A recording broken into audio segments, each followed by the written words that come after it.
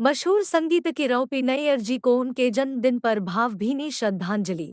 पूरा नाम ओंकार प्रसाद नैयर, प्रसिद्ध नाम ओपी नैयर, अन्य नाम ओपी। जन्म 16 जनवरी 1926, जन्म भूमि लाहौर, पाकिस्तान। मृत्यु 28 जनवरी 2007, मृत्यु स्थान मुंबई, महाराष्ट्र। कर्म भूमि मुंबई, कर्मक्षेत्र संगीतकार।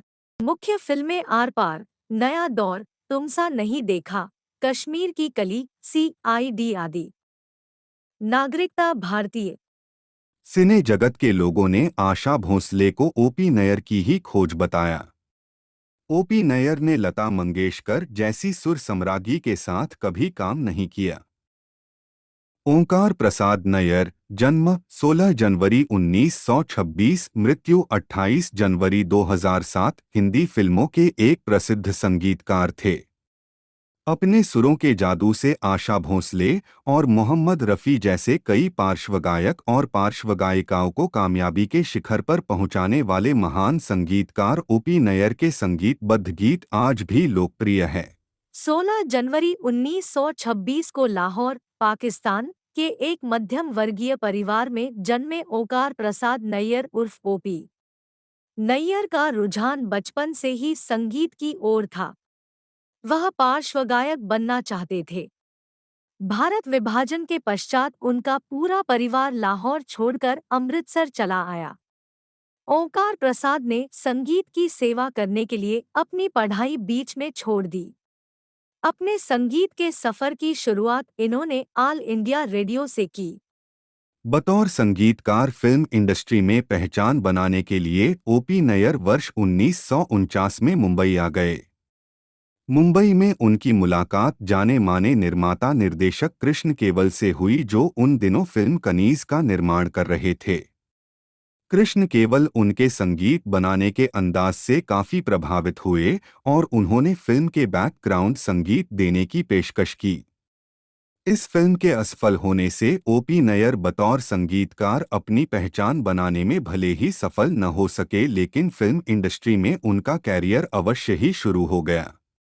वर्ष 1951 में अपने एक मित्र के कहने पर वह मुंबई से दिल्ली चले गए और बाद में उसी मित्र के कहने पर उन्होंने निर्माता पंचोली से मुलाकात की, जो उन दिनों फिल्म नगीना का निर्माण कर रहे थे। बतौर संगीतकार उन्होंने फिल्म आसमान से अपने सिने कैरियर की शुरुआत की। इस फिल्म के लिए उन्होंने CH आत्मा की आवाज में अपना पहला गाना रिकॉर्ड करवाया। गाने के बोल कुछ इस प्रकार थे, इस बेवफा जहां में वफा ढूंढते हैं। इस बीच उनकी क्षमा छम छम और बाज जैसी फिल्में भी प्रदर्शित हुई, लेकिन इन फिल्मों के असफल होने से उन्हें गहरा सदमा पहुंचा और उन्होंने फिल्म इंडस्ट्री छोड़ वापस अमृतसर जाने का निर्णय कर लिया। वर्ष 1953 पार्श्वगायिका गीता दत्त ने ओपी नैयर को गुरुदत्त से मिलने की सलाह दी। वर्ष 1954 में गुरुदत्त ने अपनी निर्माण संस्था शुरू की और अपनी फिल्म आर पार के संगीत निर्देशन की जिम्मेदारी ओपी नैयर को सौंप दी। फिल्म आर पार के O.P. नैयर के निर्देशन में संगीतबद्ध गीत सुपरहिट हुए और इस सफलता के बाद ओपी नैयर अपनी पहचान बनाने में सफल हो गए। उन्होंने वापस अपने घर जाने का इरादा छोड़ दिया।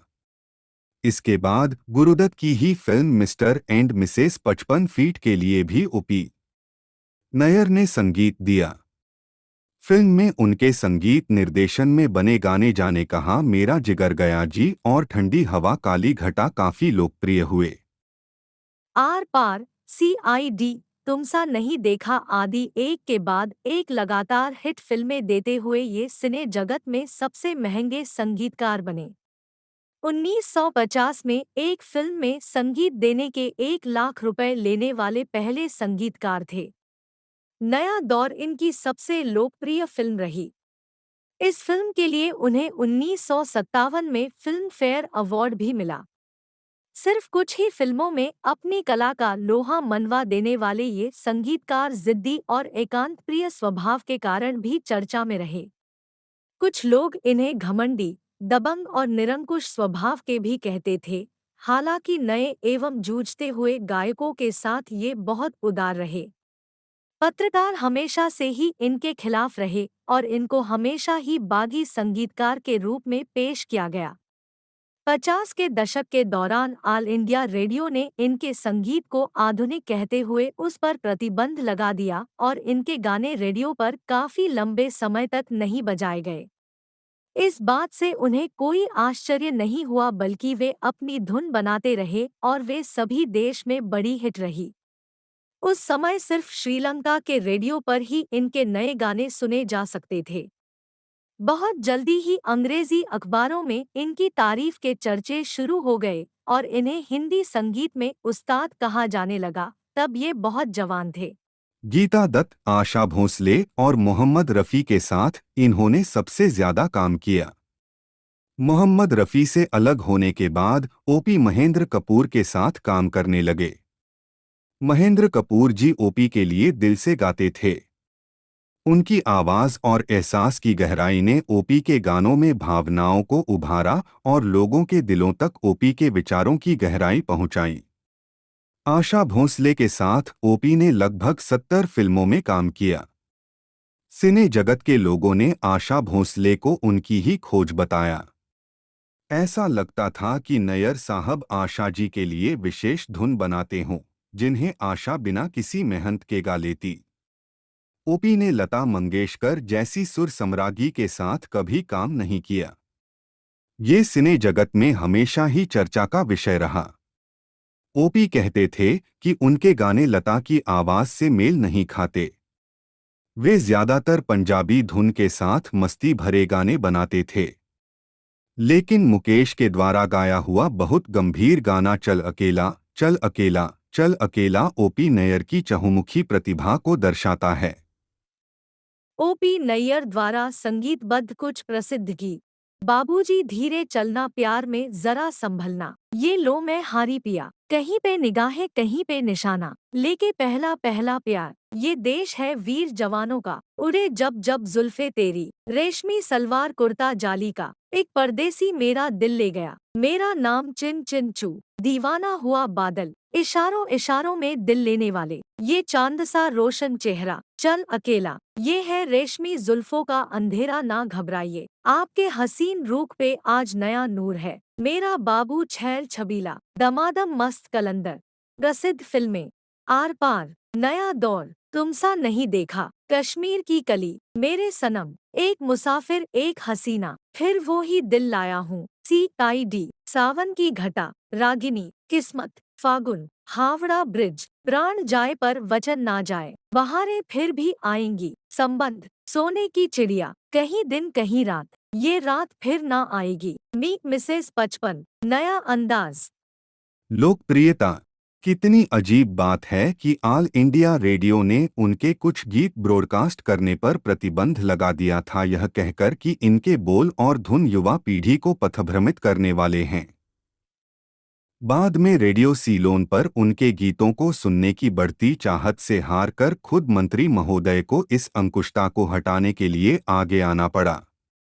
मात्र 30 साल की उम्र में उन्हें रिदम किंग की उपाधि मिल गई थी।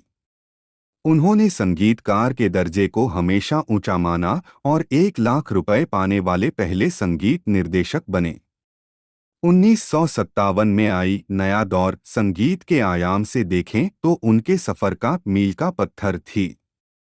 शम्मी कपूर के आने के बाद तो ओपी नैयर के साथ साथ हिंदी फिल्म संगीत भी जैसे फिर से जवान हो उठा।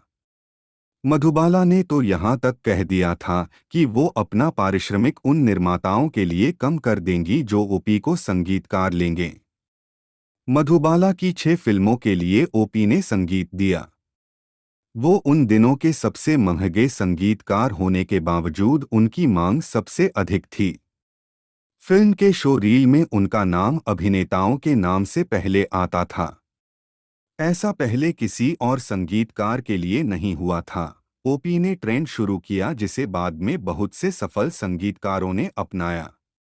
रोचक तथ्य: कहते हैं कि प्रतिभा के अपने साइड इफेक्ट होते हैं। ओपी नैयर ने केवल एक ही फिल्म में गीतकार प्रदीप से गीत लिखवाए। ये थी एस मुखर्जी प्रोडक्शन की 1969 में आई फिल्म संबंध। नैयर साहब को प्रदीप की शक्ल पसंद नहीं थी, इसलिए वो सिटिंग में प्रदीप को नहीं बुलाते थे। कवि प्रदीप एकदम सरल हृदय सज्जन व्यक्ति, नैयर एकदम मोहफट अक्खड़।